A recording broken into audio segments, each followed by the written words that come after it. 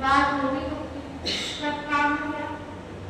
अब राजा ठीक होने लगे तो मंत्री के दिमाग में आया, अगर महाराज ने आम देख लिया, राजा ने आम देख लिया तो फिर तो रहेंगे नहीं।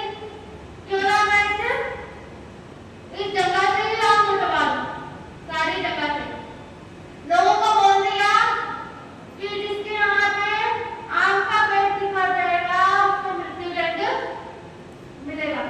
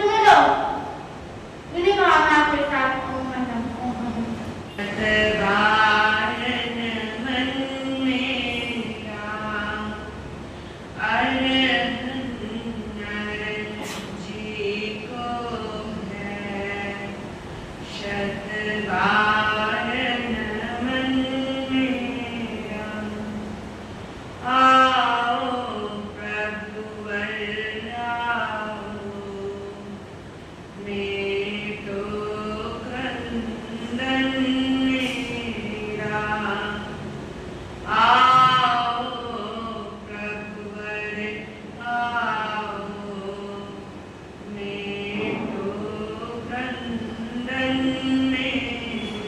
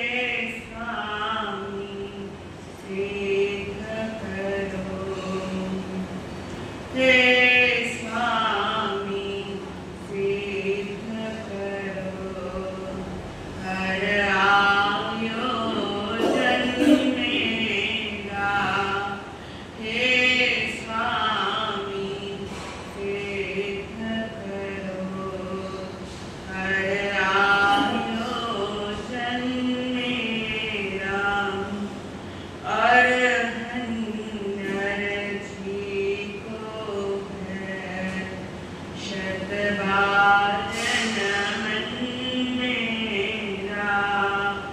बोले श्री अरहनाथ भगवान।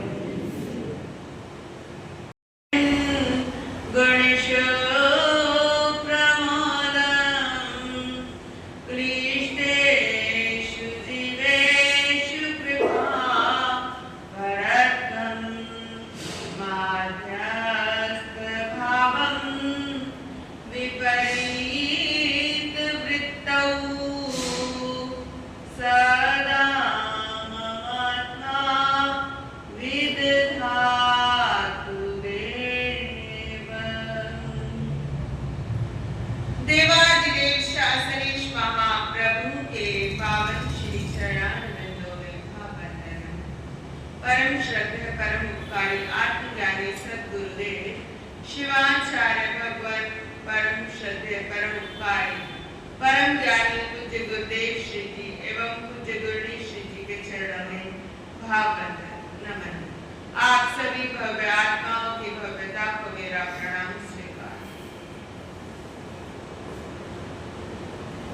गुरु कृपा से जो कुछ भी सीख पा रहे हैं उसे कुछ देर आपके समक्ष रखने का प्रयास करें।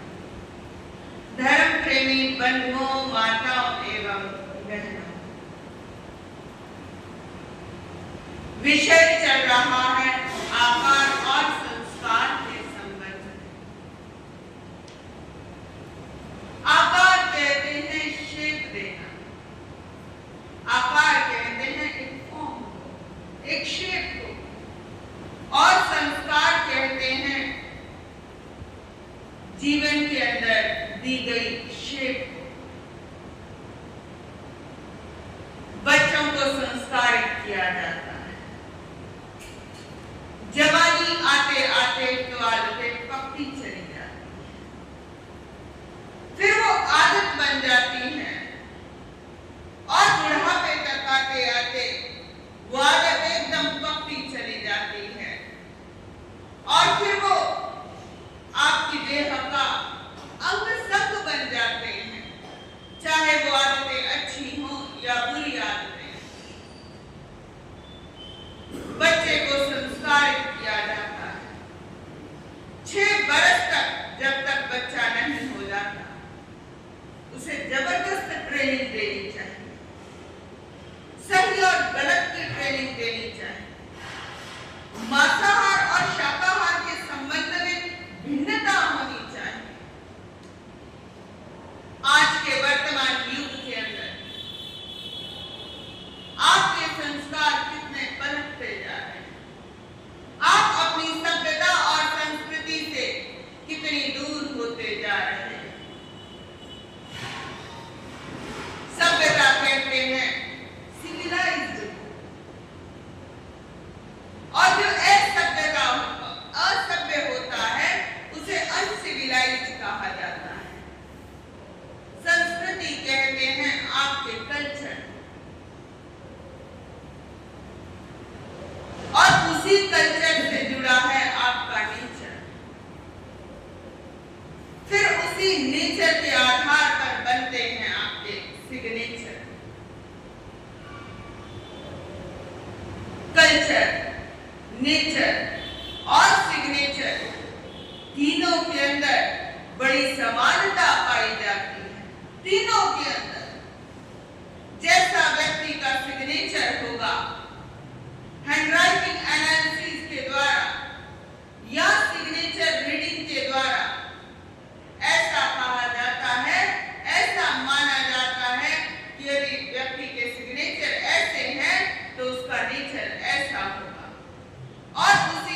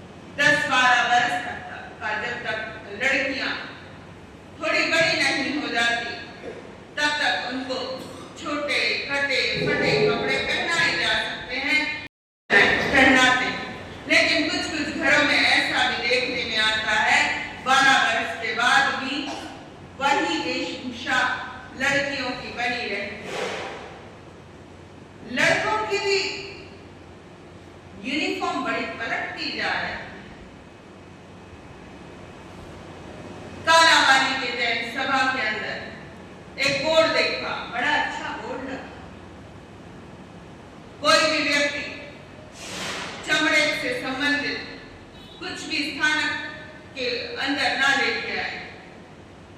लड़के किसी भी प्रकार की कटी फटी जीन्स ना पहनकर आए। लड़के निक्कर, बरमूडा इत्यादि में ऊपर ना चढ़े। लड़कियां कटे फटे कपड़े पहनकर ना आए। स्थानक के अंदर किसी भी प्रकार के स्लीवलेस कपड़े पहनकर ना आए। घुटनों से नीचे उनकी वेशभूषा बड़ा सुंदर लगा। इससे हमारे संस्कार का निर्माण होता है। इससे हमारे जीवन का आकार बनता है। अब कुछ घरों में ऐसा होता है, 12 वर्ष तक लड़की छोटे कटे फटे कपड़े पहन सकती है, उसके बाद नहीं पहन सकती। लेकिन बच्चे के सबकॉन्शियस माइंड के अंदर कटे फटे कपड़े पहन गए तो उनका कल्चर चेंज होगा। है जी, उनका कल्चर चेंज होगा, क्योंकि सबकॉन्शियस माइंड के अंदर कैसे कपड़े आ गए, दिलो दिमाग के अंदर ऐसे कपड़े आ गए कि ये कपड़े पहने जा सकते हैं। उनके मन के तह तक वो कपड़े जाकर छप गए और फिर धीरे धीरे जब 12 वर्ष के बाद उनके कपड़ों पर कांटा लगाया जाता है तो लड़कियां जिद करती हैं। कॉलेज के अंदर जब जाती हैं तो कुछ कपड़े, छोटे मोटे जो कपड़े होते हैं, वो बैग के अंदर घर से बाहर निकलते ही कपड़े चेंज हो जाते हैं। ये उनके कल्चर का प्रभाव है, उनके संस्कारों का प्रभाव है। उनके संस्कारों पर बड़ा ध्यान देना चाहिए। एक व्यक्ति, उसकी कुछ आदत बता, वो क्रिश्चियन कम्युनिटी से बिलोंग करता था। दिल्ली के अंदर वो व्यक्ति मिला, राह चलते व्यक्ति मिला।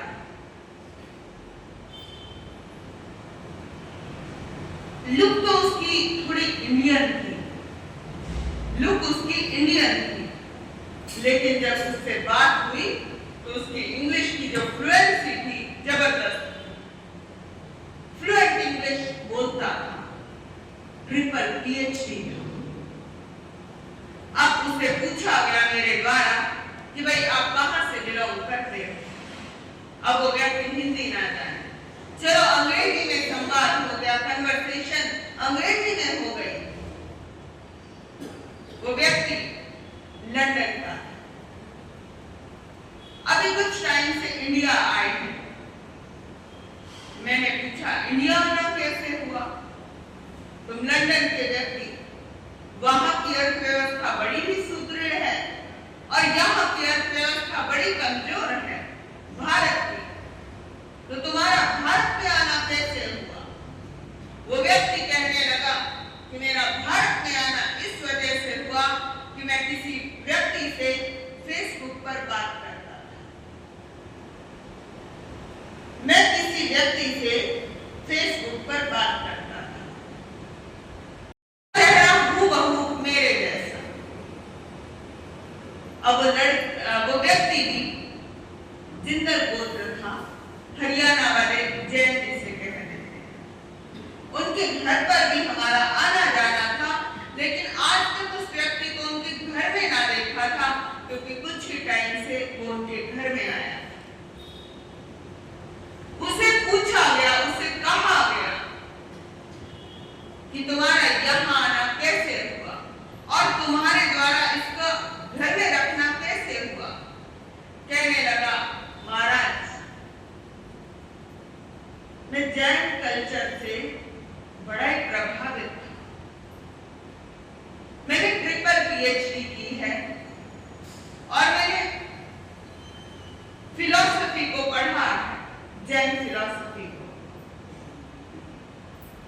जैसे इनके पीछे जिंदल लिखा देखा और फिर इस सज्जन के द्वारा मैंने कुछ फोटोग्राफ संत महात्माओं की, कुछ उसकी पोस्ट उसने ऐसी डाली हुई थी, जैन संतों की पोस्ट थी। तो मेरा इनसे वार्तालाप हुआ, संवाद हुआ और प्रेम बढ़ता ही चला गया। प्रेम तो वो पूर्व जन्मों का था।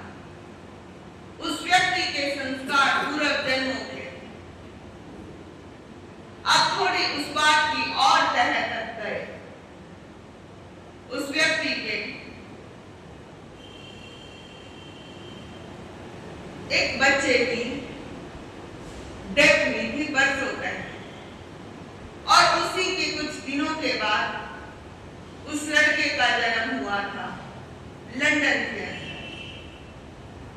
चेहरा से, आकार से, आकृति से उस व्यक्ति के द्वारा उस व्यक्ति को उसने पापा कहना स्टार्ट कर दिया।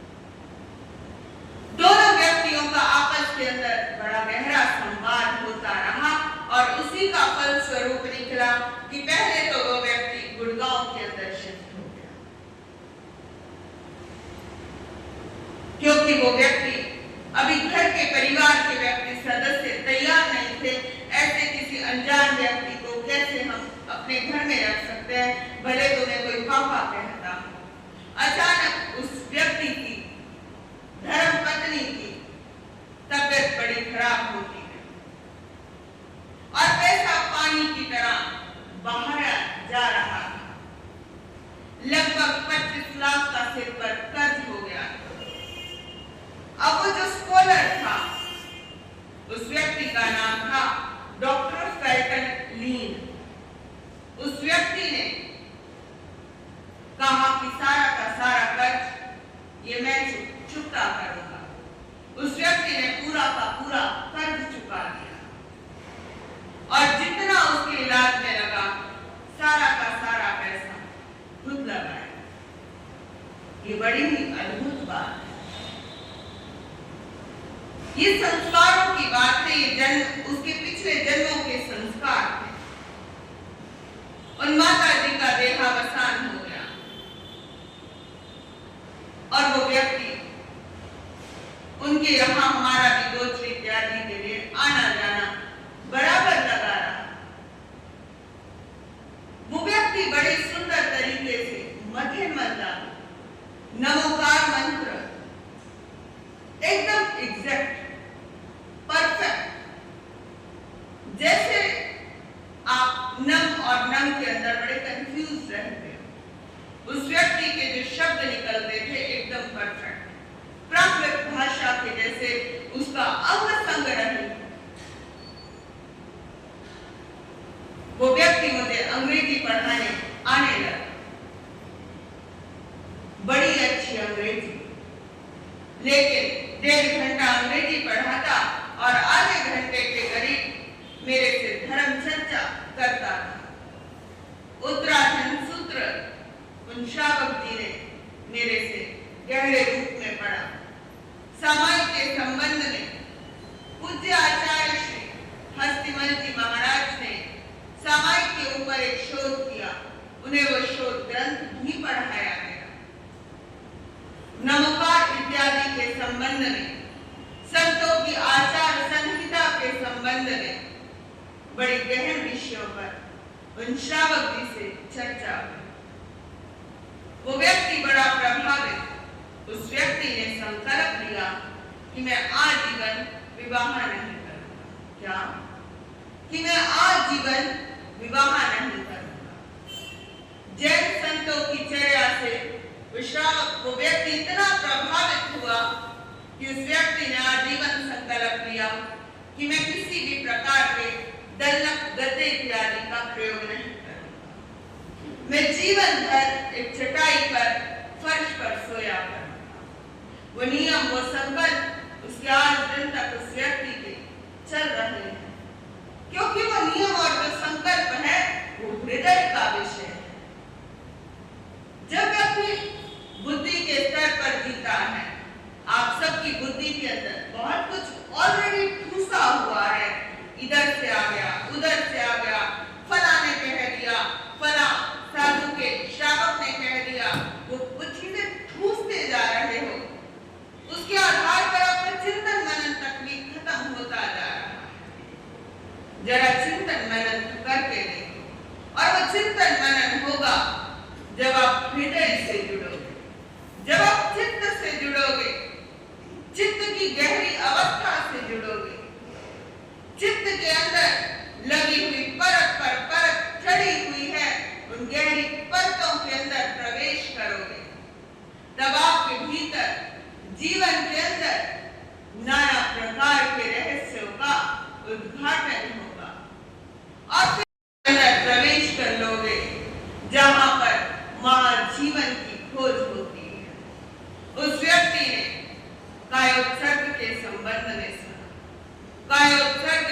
गहरी रुचि के अंदर उसने प्रवेश किया। और कायोत्सर्ग कई प्रकार का होता है। आप खड़े होकर भी कर सकते हैं, बैठकर भी कर सकते हैं, लेटकर भी कर सकते हैं, दाईं करवट भी कर सकते हैं और बाईं करवट भी कर सकते हैं। सबका रिजल्ट अलग अलग है। उस व्यक्ति ने कायोत्सर्ग इत्यादि भी करना आरंभ किया।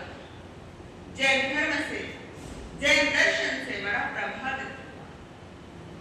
ऐसे लगता था जैसे उसके संस्कार मानो बरसों से हो, उसके अंदर कोई पीड़ा हो जैन होने की।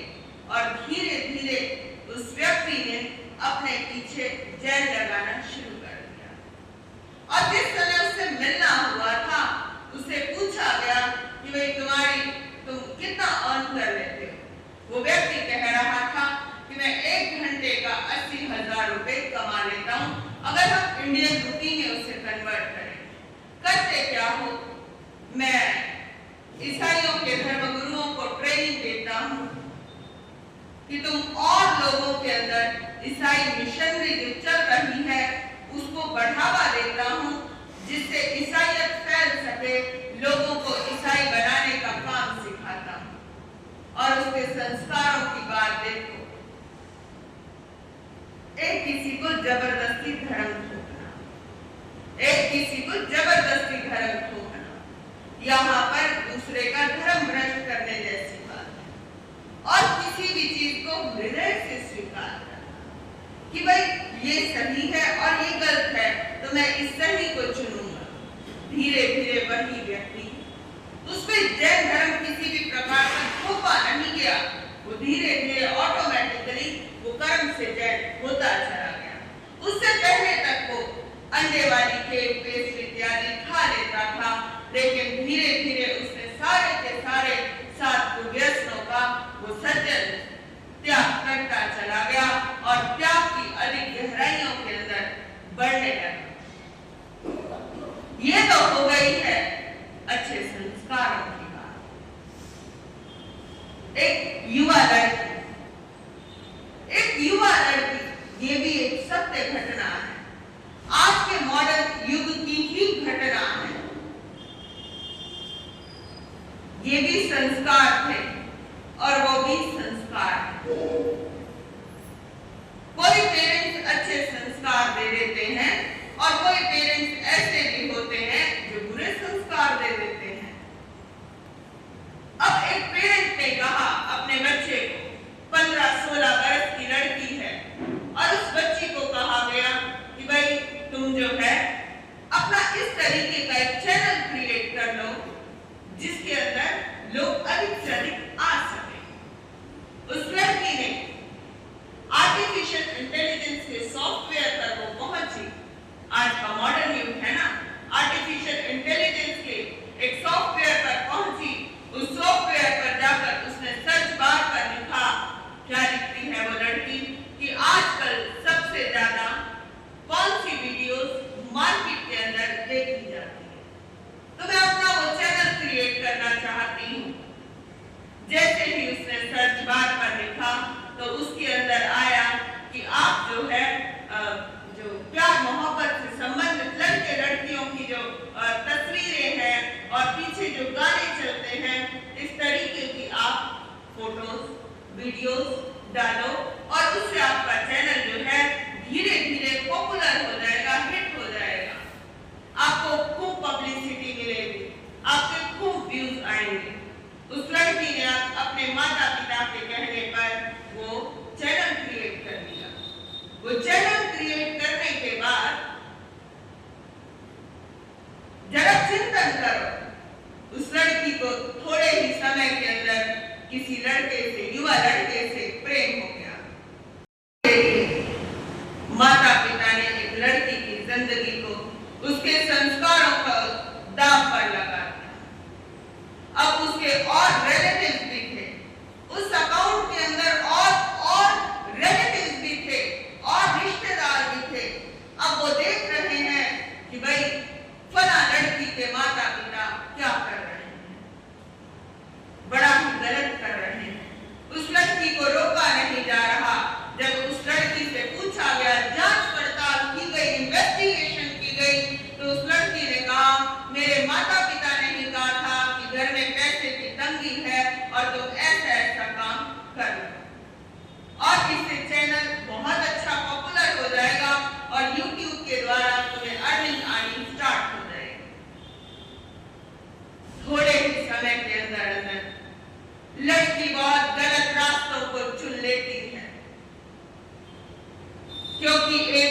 है कलेक्शन और एक होती है सिलेक्शन। कलेक्शन भी बड़े ध्यान पूर्वक करनी चाहिए, सिलेक्शन भी बड़े ध्यान पूर्वक करनी चाहिए। और वो लड़की गलत रास्तों पर पैसे के लिए निकल जाती है। धीरे धीरे वही लड़की अपने शरीर से सौदा करवाने लगती है। इतने गलत रास्तों पर पहुंच गई चंद कागज के टुकड़ों के लिए। चंद कागज के टुकड़ों के लिए लोग अपने जमीन को भी बेच देते हैं। क्या कमाल की बात है। वो लड़की अपनी पोस्ट डाल रही है और पिता उसकी पोस्ट पर लाइक कर रहे हैं। ये कितनी इस समय की, इस मॉडर्न युग की ये घटना नहीं, ये दुर्घटना है। और ये दुर्घटना ही नहीं, ये सच्ची घटना है और ये रियल इंसिडेंट है। जो लोग बड़े स्पीड से चलते हैं उनका रोड पर एक्सीडेंट हो जाता है। जो लोग तेज गाड़ी चलाते हैं उनका रोड एक्सीडेंट हो जाता है। जो तेज हवाई जहाज चलाते हैं उनका एक हवाई जहाज का दूसरे हवाई जहाज से टकराव हो जाता है, एक्सीडेंट हो जाता है। हवा में तेज उड़ना भी खतरनाक है और इस जमीन पर तेज चलना भी खतरनाक है। जितनी स्पीड से हम चलेंगे उतनी स्पीड से हमारा एक्सीडेंट होगा। इसलिए अधिक पैसा कमाने के लिए अपनी रफ्तार धीरे धीरे चले, जिससे तुम अपने जमीर को, अपने किरदार को ना बेच सको, अपने संस्कारों को गिरा ना सको। इन्हीं भावों के साथ